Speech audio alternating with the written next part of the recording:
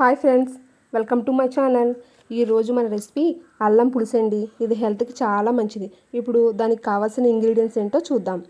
చింతపండు, అల్లం, వెల్లుల్లి, మిరియాలు, జీలకర్ర, ఎండుమిర్చి, ఉల్లిపాయలు, కరివేపాకు, పచ్చిపసుపు, ధనియాల పొడి, బెల్లం. ముందుగా మిక్సీ జార్ తీసుకుని అందులో మిర్చి, మిరియాలు, జీలకర్ర, పచ్చిపసుపు, వెల్లుల్లి, అల్లం, ఉల్లిపాయలు అన్నీ వేసి బాగా గ్రైండ్ చేసి పక్కన పెట్టుకోవాలి.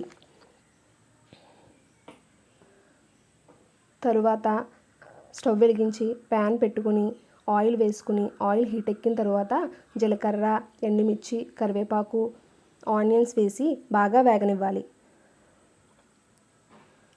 తరువాత మనం ముందుగా పేస్ట్ చేసి పెట్టుకున్న ముద్దను అందులో వేసి తగినంత సాల్ట్ వేసుకుని దగ్గరకు అవ్వనివ్వాలి. తరువాత ధనియాల పొడి, చింతపండు రసం, టేస్ట్కి సరిపడా బెల్లం వేసి దగ్గరకు అవ్వనివ్వాలి. నూనె తేలేంత వరకు కుక్ చేసుకోవాలి. అంతేనండి, మనకి ఎంతో ఇష్టమైన అల్లం పులుసు రెడీ.